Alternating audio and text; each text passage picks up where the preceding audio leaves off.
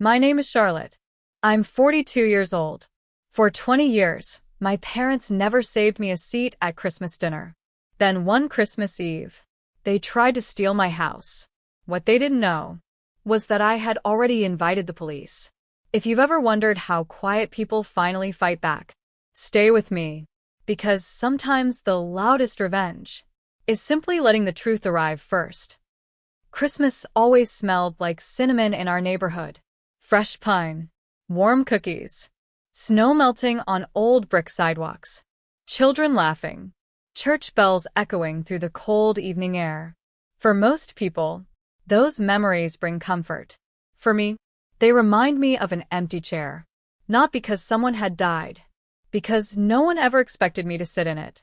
Every Christmas, my parents would prepare a beautiful dining room, 12 matching chairs, fine china, silver candles, fresh flowers, perfect place settings. Except one. Meaning? When I was little, I thought maybe they forgot. Children always believe adults make mistakes. Then I turned 12 and realized it wasn't a mistake. It was tradition. My older brother, Daniel, always sat beside my father. My younger sister, Emily, sat beside my mother. Grandparents came. Aunts. Uncles. Cousins. Neighbors sometimes joined. Everyone had a place. Everyone, except me. Charlotte can eat in the kitchen. That sentence became part of every December. Sometimes my mother smiled when she said it. Sometimes she didn't even look at me. Either way, the result never changed. I ate alone. The kitchen wasn't cold. It wasn't dirty. But it wasn't family. I could hear everyone laughing through the dining room doorway. I could hear glasses clinking, stories being shared, Christmas songs playing. I could even hear my father saying, "Our family is everything." Every year, I wondered if he remembered. I could hear him. One Christmas, I carried my own plate into the dining room. I was 15, old enough to stop pretending. I quietly placed my plate on the empty corner of the table. No one spoke. No one smiled. My mother simply picked up my plate, walked it back into the kitchen, and said, "Don't make Christmas uncomfortable." I stood there, still holding my fork. No one defended me. Not my father. Not Daniel. Not Emily. Not my grandparents. They simply continued eating, as if I had never walked in. That was the Christmas. I stopped crying. Tears hadn't changed anything. Silence wouldn't either. So I made myself a promise. One day, I would build a table where nobody ever had to wonder if they belonged. The next spring, I left home. One suitcase. $200. An old car that stalled whenever it rained. No farewell dinner. No family hug. My father looked up from his newspaper. "You'll be back." My mother folded laundry. "Life is expensive." Daniel laughed. Emily shrugged. No one walked me to the door. So I walked myself. I rented the smallest apartment I could find. The carpet smelled like old cigarettes. The heater barely worked. The kitchen sink leaked every night. But it was mine. No one could tell me where to sit. During the day, I cleaned houses. At night, I cleaned office buildings. Weekends, I cleaned apartments after tenants moved out. People assume cleaning is simple. It isn't. You're trusted inside people's lives. You notice things. Family photos, graduation certificates, children's drawings, holiday decorations. Homes tell stories. Some told stories of love. Others told stories of loneliness. Mine taught me something important. People don't pay for cleaning. They pay for peace. That realization changed everything. I wasn't just removing dust. I was giving exhausted people one less burden, one less worry, one more peaceful evening. I started remembering my clients. Mrs. Wilson liked lavender. Mr. Carter hated strong chemical smells. A retired teacher preferred everything arranged exactly the same every visit. A young mother cried the first time she came home to folded laundry. "I finally had dinner with my kids tonight." She hugged me. No one had hugged me in years. That moment stayed with me. Cleaning wasn't about floors. It was about dignity. I bought a second bucket, then a better vacuum, then business cards. I named my company Home Again Care Services because every person deserved to enjoy coming home. At first, I had 3 clients, then 8, then 20. Soon, I couldn't clean every house myself. I hired one employee. Her name was Linda. She was 53, recently divorced, trying to start over. When I handed her the company's shirt, She cried. "No one has hired me in 2 years." I smiled. Then let's prove everyone wrong. She became family, not because we shared blood, because we shared respect. Months passed, then years. 1 employee became 5. 5 became 12. 12 became 30. Eventually, we expanded beyond cleaning, elder care, meal preparation, transportation, medication reminders, companionship visits, home safety inspections. Families trusted us with the people they loved most. That trust meant everything. I visited every new client personally. I learned every employee's birthday. I attended weddings, funerals, graduations, not because I had to, because people matter. The company kept growing. Banks finally answered my calls. Investors listened. Community leaders recommended us. New offices opened. Awards appeared. Local newspapers wrote stories. People started calling me successful. They saw the building, the employees, the numbers. They didn't see the girl eating Christmas dinner alone in a kitchen. Every December, our company hosted a holiday dinner. Every employee received an invitation. Every spouse, every child, every caregiver, every janitor, everyone. No assigned seating. Just one rule. No empty chairs. If someone arrived alone, they immediately had 10 people inviting them over. Watching those rooms filled me with peace. Maybe I couldn't rewrite my childhood, but I could make sure someone else's looked different. Years later, my accountant walked into my office. "You should consider buying property." I laughed. "I already rent this building." He smiled. "I'm talking about a home." I hadn't thought about that in years. A house had always felt like something other families deserved. Not me. Still, I started looking. Nothing extravagant, just peaceful. Then I saw it. A beautiful stone house on Maple Ridge Drive. Old oak trees. Wide front porch. Large windows. A wraparound garden. The biggest home on the street. Not flashy. Not modern. Just warm. It looked like the kind of place where people laughed without permission. I stood on the porch and imagined Christmas lights hanging from every window. Children running through the hallway. Neighbors carrying pies through the front door. Employees gathering for dinner. Nobody asking where they should sit. I bought it, not because it was expensive, because it felt like healing. Moving day arrived. Linda stood beside me holding flowers. "You finally have your home." I smiled. No. I looked around the empty living room. We finally have our home. The first thing I bought wasn't furniture. It was a dining table. Solid oak. Long enough for 16 people. The salesman asked, "Expecting a big family?" I answered honestly, "I'm building one." Every Christmas after that, my house stayed full. Employees, neighbors, widows, veterans, college students unable to travel, single parents, anyone who needed somewhere to belong. Nobody left hungry. Nobody left unseen. For the first time in my life, Christmas became beautiful. Then, my family remembered I existed. It started with a phone call. My mother's voice sounded sweeter than I remembered. "Charlotte." I almost didn't recognize her. It's been so long. I looked at the caller ID. Home. The same number I hadn't seen in years. "I heard you bought a lovely house." News travels strangely.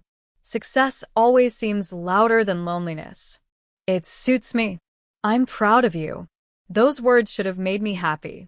Instead, they felt unfamiliar, like someone wearing another person's coat. She asked about my business. my health, my friends. Questions she'd never asked before. Then she finally reached the real reason. We were thinking, here it comes. Maybe we should spend Christmas together this year. Silence filled my office. Not uncomfortable silence. Careful silence. The kind where old wounds quietly wake up. She continued talking. As a family. Family. Interesting word. People often remember it, only after they need something. I looked through my office window. Linda was helping a new employee decorate the lobby tree. They were laughing. Neither one realized I was watching. That looked like family. I'll think about it, I said. My mother sounded relieved. We've all missed you. When the call ended, I sat perfectly still. Not because I believed her, because I wondered why now. The answer arrived. 3 days later, a luxury SUV stopped outside my house. Daniel stepped out wearing an expensive coat. Emily followed carrying a bakery box. They smiled. The way salespeople smile before asking for money. I hadn't seen either of them in almost 19 years. Yet somehow, they knew exactly where I lived. That should have been my first warning. Daniel wrapped me in a hug. It felt rehearsed. Emily handed me the bakery box. I remembered your favorite pecan pie. I almost smiled. She was wrong. I'd never liked pecan pie. Not once. She didn't remember me. She remembered the version of me she wished existed. I invited them inside. Not because I trusted them, because I wanted to understand why they had come. Daniel slowly looked around my living room. His eyes lingered on everything. The hardwood floors, the staircase, the artwork, the fireplace, the dining table, especially the dining table. Wow, he whispered. You really made it. I worked hard. He nodded. I always knew you would. No. He hadn't. I remembered every laugh, every insult, every Christmas. Emily walked toward the kitchen. It's beautiful. She opened cabinets, peeked inside drawers, looked out the back windows. She wasn't admiring the house. She was studying it. That feeling settled quietly in my stomach. We sat together. They asked about my company, my investments, my future plans. Not once did they ask if I was happy. Eventually, Daniel leaned forward. So, there is something we wanted to discuss. Of course there was. Our parents are getting older. I nodded. They'll need help. I understand. Emily smiled. We thought maybe everyone could move here. I blinked. I'm sorry. This house is huge. There are plenty of bedrooms. Daniel laughed. It should stay in the family. Stay? It had never been theirs. I calmly folded my hands. I bought this home. I know, but eventually, he paused. It belongs to all of us. There it was. Not love. Property. I politely stood. I think it's time for you to leave. Their smiles disappeared. Emily looked offended. We're your family. I know exactly who you are. Neither argued. Neither apologized. They simply left. But before Daniel stepped outside, he looked back. You've changed. No. I answered softly. I finally stopped pretending. The following week, small things began happening. My mailbox stood open one morning. Nothing missing. Just open. Someone moved the garden gate. Lights turned on by themselves. Packages arrived that I had never ordered. A furniture company called asking when I'd like my bedroom delivered. I hadn't purchased a bedroom. An internet provider thanked me for changing my account information. I hadn't changed anything. Then, my bank called. Mrs. Bennett. There was an inquiry about adding authorized users. There was? Yes. We denied it because the identification didn't match. A cold feeling spread through my chest. Someone wasn't guessing anymore. Someone was trying. I immediately changed every password. Added multi-factor authentication. Contacted my attorney. His name was Michael. Careful. Calm. Never dramatic. After listening quietly, he asked one question. Who benefits if something happens to your house? I already knew the answer. He did too. Document everything. I already have. Good. Keep documenting. Weeks passed. Nothing happened. Christmas approached. The neighborhood filled with lights. Children built snowmen. Music floated through the streets. Everything looked peaceful. Sometimes, peace hides the biggest storms. 3 days before Christmas, my neighbor, Mrs. Jenkins, called. Charlotte, I think someone was taking pictures of your house. When? This afternoon. Did you recognize them? No. But they drove away when I waved. I thanked her, then installed additional cameras. Not because I was afraid, because evidence is better than assumptions. Christmas Eve arrived. Our annual dinner was almost ready. Employees decorated cookies. Children laughed in the living room. Turkey filled the house with warmth. Music played softly. The table held 16 place settings. Every chair would be filled. Exactly as I had promised myself years ago. Around 4 in the afternoon, my phone rang. It was Michael. His voice sounded unusually serious. Charlotte, I need you to check your email. I opened it immediately. Attached was a property document. A deed. My house. Except, it claimed ownership had recently transferred. Transferred. To my parents. My heart slowed. Not sped up. Slowed. Because panic clouds judgment. This is fake. I know, Michael answered. But someone filed it with the county. How? Forgery. I've already contacted the recorder's office. What now? He took a slow breath. I think they're moving tonight. That sentence echoed in my mind. Tonight. Christmas Eve. I looked around my home. Children laughing. Friends talking. Dinner cooking. Someone intended to steal it. On Christmas Eve. Michael continued. I've already spoken with detectives. They want to catch whoever attempts possession. I understood immediately. They didn't need theories anymore. They needed actions. At 6:30, my cameras sent an alert. A truck stopped outside.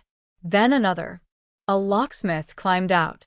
Behind him stood my parents, Daniel, Emily, and 2 men carrying moving supplies.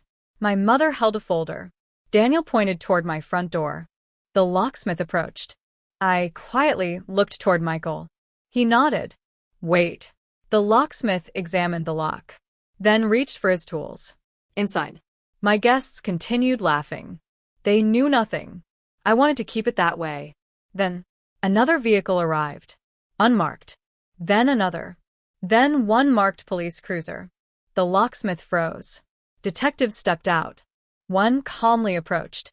Good evening. The locksmith immediately lowered his tools. My father's confidence disappeared. The detective asked, Who owns this property? My mother proudly handed over the forged deed. We do. The detective studied it, then smiled slightly. Interesting. He pulled another folder from his briefcase.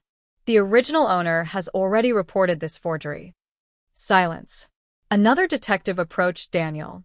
Sir, would you explain why your fingerprints appear on the forged documents? Daniel turned pale. Emily looked at my mother. My mother looked at my father. My father stared at the ground. Nobody spoke. The detective continued. We've also reviewed surveillance from the county records office. And, Michael asked, we know exactly who submitted the paperwork. Another officer gently took the forged documents. The locksmith raised both hands. I was hired. I didn't know. The detective nodded. We believe you. Then he turned toward my parents. We need all of you to remain where you are. Handcuffs appeared. Not dramatically. Quietly. Professionally. No shouting. No chaos. Only consequences. I watched everything from inside. Hidden behind the front window. Linda walked beside me. Are you okay? I smiled. I think. I finally am. She squeezed my hand. I'll check dinner. No. I stopped her. Let's eat. Outside. The investigation continued. Inside. Christmas continued. The children called everyone to the table. Someone asked where I wanted to sit. I looked at the 16 chairs. Everyone filled. No empty places. No forgotten daughter. Just people who genuinely wanted me there. I chose the middle. Not the head. Not the corner. The middle. Exactly where everyone belonged. The next few months moved slowly. The forged deed was officially removed. The county corrected every record. Criminal charges followed. Identity fraud. Forgery. Attempted unlawful possession. Conspiracy. I never celebrated their arrests. Justice isn't celebration. It's restoration. The hardest conversation happened later. My father requested a meeting. At the attorney's office. He looked smaller. Older. Tired. I made mistakes. I listened. We shouldn't have treated you that way. I nodded. I know. He waited. Perhaps expecting forgiveness. Perhaps expecting another chance. Instead, I gently slid a framed photograph across the table. It showed my Christmas dinner. 16 smiling people. Employees. Neighbors. Friends. Children. Linda. Me. Everyone laughing. This, I said softly, is my family. He stared at the photograph. His eyes filled with tears. Not because I had hurt him. Because he finally understood what he had thrown away. I hope you're happy. I am. That was enough. Sometimes closure isn't hearing an apology. Sometimes closure is realizing you no longer need one. Every Christmas since then, our house has become a little louder, a little warmer. A few more chairs are added every year. Some guests stay once. Some return forever. One tradition never changes. Before dinner, I always leave one empty place. Not for the people who rejected me. For the person who arrives believing they don't belong. Because I remember exactly how that feels. When they hesitate, I smile, point toward the chair, and say the words I waited my entire childhood to hear. We've been saving this place for you. If this story touched your heart, remember this. Family isn't defined by who shares your last name. It's defined by who makes room for you when the table is full. Protect what you build. Trust your instincts. Keep records. Set healthy boundaries.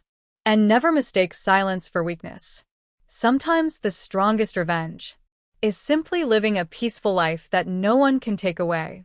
Thank you for spending this Christmas with me. Until next time, take care of yourself and someone who might be waiting for an invitation to belong.